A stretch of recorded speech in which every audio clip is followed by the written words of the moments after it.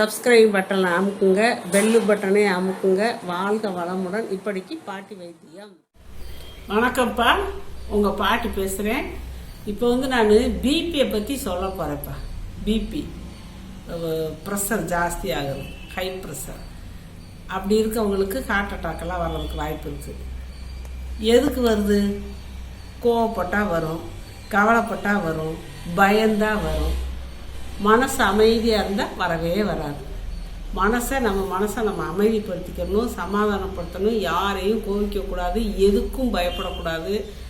நடக்கிறதெல்லாம் இறைவனோட செயல், நம்ம செயல் கிடையாது. அதை மனசில் நீங்கள் வச்சுக்கிட்டு எது நடந்தாலும் நடந்துட்டு போகுது. பில்டிங்கே இடிஞ்சு விழுக போகுதுன்னா கூட விழுந்துட்டு போகுது. நம்மளால என்ன செய்ய முடியும்? அது இறைவன் கட்டளை. கடவுள் பார்த்து போடுறாரு, நம்ம ஏற்றுக்கிறதே வேணும். அதுக்காக வேண்டிட்டு விழுந்துருமோ என்னமோ அப்படி திக்குன்னு இருந்தால் நமக்கு ப்ரெஷர் கூடிக்கிட்டே தான் விழுந்தா விழுகுது. அது எது நடக்கணுமோ அதுதான் நடக்கணும். நம்மனால எதுவுமே நடக்க போகிறதில்ல. அதை மனசில் நீங்கள் முதல்ல இது பண்ணிக்கிட்டு எதுக்கும் பயப்படாதீங்க, கவலைப்படாதீங்க, யார் மேலேயும் கோவப்படாதீங்க. கோவப்பட்டு என்ன ஆக போகுது?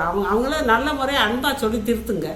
கோவப்படாதீங்க. இப்படிலாம் இருந்தீங்கன்னா உங்களுக்கு ப்ரெஷர் ஏறும். டென்ஷனை ஏற்றாதீங்க. டென்ஷன் ஏற்றுனா ப்ரெஷர் ஏறும்.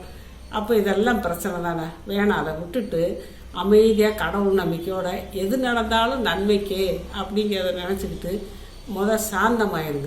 சாந்தமாயிருங்க. டெய்லி முடிஞ்சால் ஒரு 5 நிமிஷம் 10 நிமிஷம் தியானம் பண்ணுங்க. தியானம் பண்ணுறது இந்துக்களுக்கு தான் இல்லை, எல்லாருமே தியானம் பண்ணலாம். அமைதியாக உட்காந்து அமைதியாக தியானம் பண்ணிங்கன்னா உங்களுக்கு அந்த ஒரு டென்ஷன் குறையும். எதுவுமே தியானம் பண்ணுறது என்ன, வேறு ஒன்றுமே இல்லை.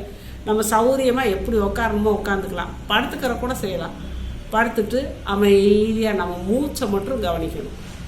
மூச்சை நம்ம விடுறது இழுக்கிறது, மூச்சை மட்டும் கவனிச்சுட்டு இந்த இடத்துல நம்ம கவனத்தை செலுத்திக்கிட்டு மூச்சை மட்டும் நம்ம கவனிச்சுக்கிட்டு இருந்தோம்னா நமக்கு இந்த ப்ரெஷர்லாம் வராதுப்பா. ப்ரெஷர் வராது. நல்லா நிம்மதியாக ரிலாக்ஸாக இருக்கலாம்.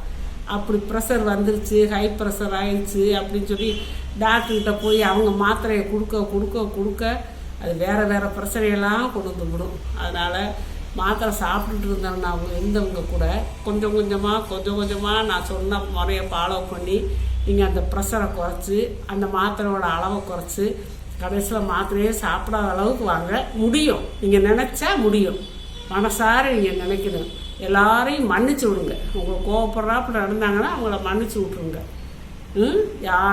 பயப்படாதீங்க. என்ன நடந்தால் பயந்து ஒன்றும் நடக்கிறது தைரியமாக இருக்கும். இப்படிலாம் இருந்தால் ஒன்றும் இல்லை. அதுக்கு மீறி ப்ரெஷர் வந்தவங்க காலையில் எலுமிச்சம்பழத்தை புழிஞ்சு சுடு தண்ணியில் குடிங்க. அப்புறம் இந்த செம்பருத்தி பூவு, மருதம்பட்டை, துளசி இதெல்லாம் தூளாக்கிக்கோங்க. துளசியெல்லாம் ஆற வச்சு தூள் பண்ணிக்கோங்க. செம்பருத்தி பூ அது கடையில் கிடைக்கும், எல்லாமே கிடைக்கும். அந்த பொடியெல்லாம் வாங்கி ஒன்றா கலந்து எல்லாம் ஒரே அளவாக போட்டு கலந்து சாப்பிட்டதுக்கு அப்புறம் ஒரு ஸ்பூனு தண்ணியில் போட்டு கலக்கி குடிங்க. அமைதியாக ரொம்ப காரஞ்சாரமானது புளிப்பான உணவெல்லாம் சாப்பிடாதீங்க. இப்படியெல்லாம் சாப்பிட்டுக்கிட்டு செஞ்சுக்கிட்டு நீங்கள் கோளாறாக இருந்து அடிக்கடி மோர் குடிச்சிக்கிட்டு இருந்தீங்கன்னா நீங்கள் ப்ரெஷரை பற்றியோ ஹார்ட் அட்டாக் பற்றியோ கவலையோ பட வேண்டியது இல்லைப்பா. நீங்கள் வாட்ட நிம்மதியாக வாழலாம்.